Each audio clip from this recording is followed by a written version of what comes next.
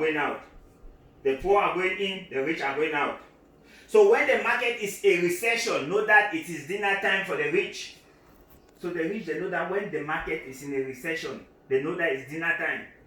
Why is it a dinner time? Because what? They just go and plant. They buy for almost zero. Because the poor are scared. The poor are waiting. They are always hoping that somebody will bail them out. They are always hoping for an external savior. And the rich now, they pretend to become that savior. They just come and take them for free and put them in their pocket. That's why the slave, they remain slave.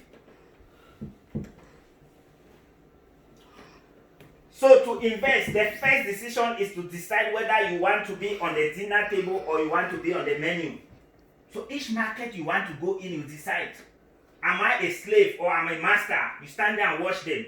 You watch the people who are slave and watch the people who are the master. Then you ask yourself this question. Are you entering this market to be on the dinner table or you want to be on the menu? Do you remember the rich are always on the dinner table because who are they eating? They are eating the poor people. Poor people are always on the menu. They are confused between collection time and dinner time. Poor people, they don't even know what time is the collection time and what time is the dinner time. That's why the rich they keep eating them. The rich, they keep celebrating. So I'm giving you guys some laws. And I'm telling you now, I picked this one again from the Bible. This book of the law shall not depart from your mouth, but you shall meditate on it day and night, so that you may be careful to do according to all that is written in it. For then you will make your way prosperous, and then you will have good success. So these are some laws. Once you respect them, you follow them, you become a billionaire. See problems, disasters, challenges, crises, valleys, floods, and Goliath as opportunities. As opportunities. To the poor, disasters, crises, challenges, floods, problems are used by God to punish mankind. That's what the poor people, they know. That's what the poor people, that's the way they brought them up. Because they use religion and they exchange their brain and they put religion there.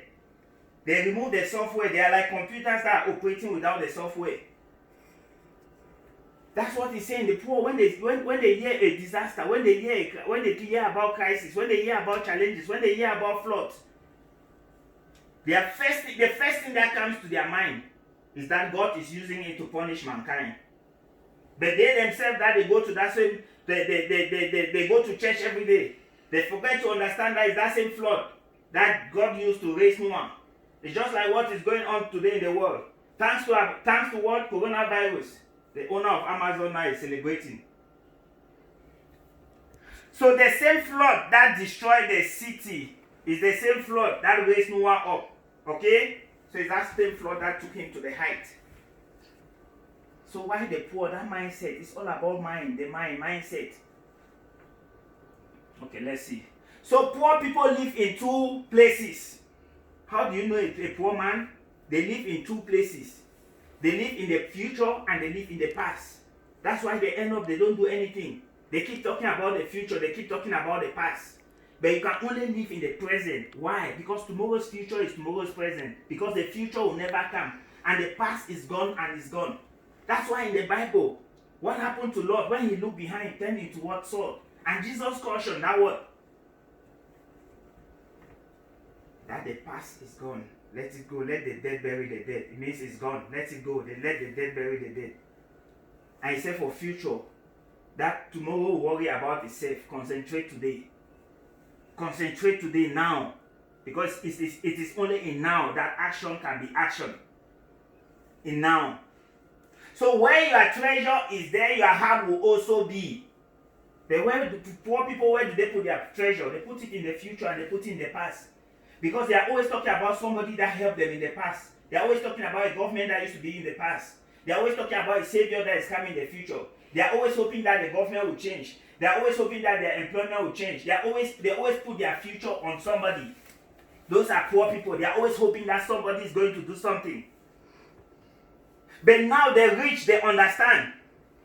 Rich people understand tomorrow's future will be tomorrow's present. When they talk about the future, they talk based on what? They talk based on the seed and the actions they are planting in the present. So when the rich people are talking about the future, They are talking based on the actions that they are doing today, because they understand that the future will only be bright based on the action they are actioning today.